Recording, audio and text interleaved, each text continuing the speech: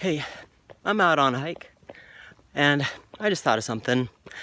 You know, I've gone through some major things in my life, major hurdles. When I was 14, my oldest brother that I looked up to so much, he was diagnosed with leukemia. And out of my 5 brothers, I was a DNA match for bone marrow. So I gave some of my bone marrow in an attempt to save his life, and it didn't work. He died, but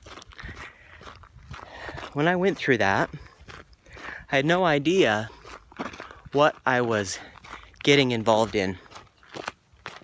And there was months of preparation for my body to get ready to extract the bone marrow. And the process of the bone marrow extraction was 11 holes that they drilled into my pelvis, and then they extracted out 5 syringes of this life substance and injected it into my brother. But because of the preparation in my body that it took to get it calibrated properly to where it was ready to go into his body, it took too long. He had been on so much medicine that he was all swelled up. And so, I don't know, I let that hold me back for a long time. And I picked myself up. And I had won the plaque, which was the top athlete for my grade, for 8th grade for my school. And the next year I didn't even qualify. It had taken so much out of my body that it took me years to recover. But I really challenged myself to recover, and recover I did. My mom pushed me to focus on something, so I took up dance, clogging, and I loved it, absolutely. I just immersed myself into it, and my mom wouldn't accept anything less. So, because of that, the first year, she turned our basement into a dance studio. And she expressed how she saw greatness in me. And 4 years later, I was the first Canadian to make it onto the All-American National Clogging Team, which competes in the World Clogging Competitions in Spain every year. I didn't get to go because I couldn't practice. I lived up in Canada. But I tried out for 4 years, and I was only a clogger for 5.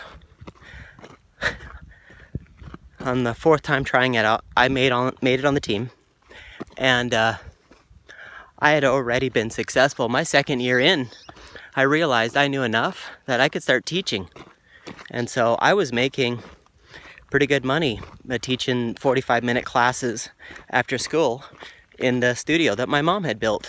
And that wasn't my first business, but it was perfect. And kind of like women in my life, I've transitioned and from one to another, and fallen in love and been brokenhearted, and then fallen in love and been brokenhearted. And same with business. I build up a business to where it's successful. Something happens, it crumbles. And that bug almost flew in my mouth. And I realized that, I don't know if that particular business was what I was intended to be or what I was intended to do.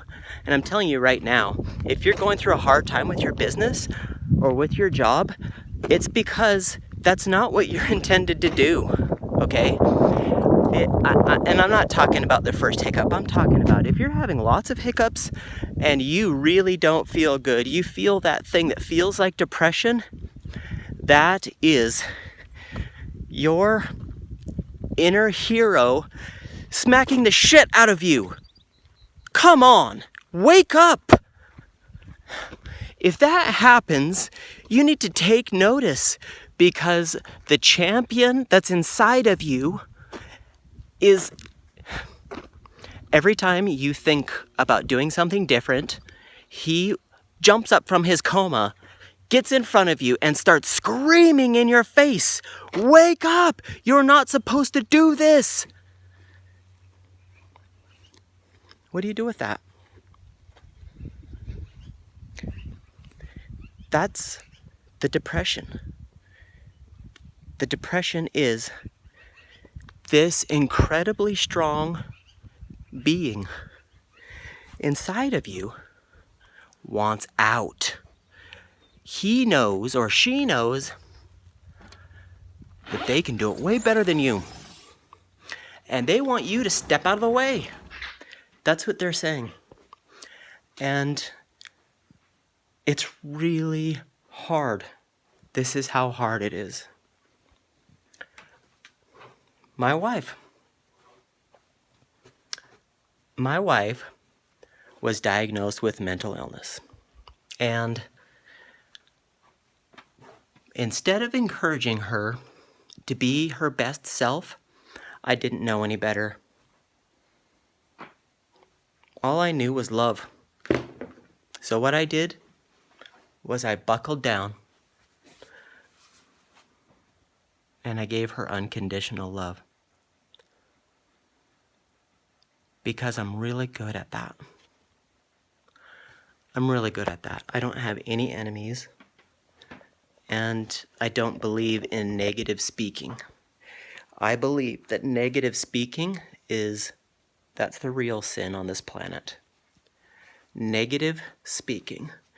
The more negative speaking that you get out of your life,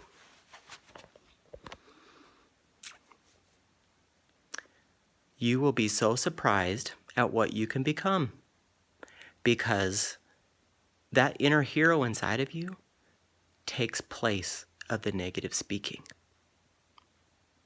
So,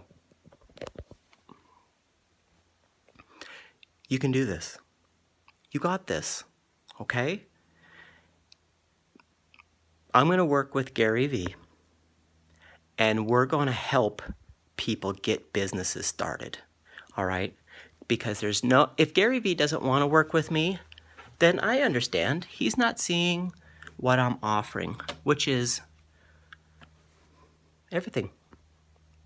I'm willing to pack up everything and do whatever it takes to fulfill my life's path. And my life's path is to teach people that are suffering that hope, joy, and understanding are like your 3 angels standing around you. And all you have to do is allow them to come in and protect you and get that hero in you out. Because that person knows how to get shit done. Okay? That person gets shit done. Now, I want to show you something.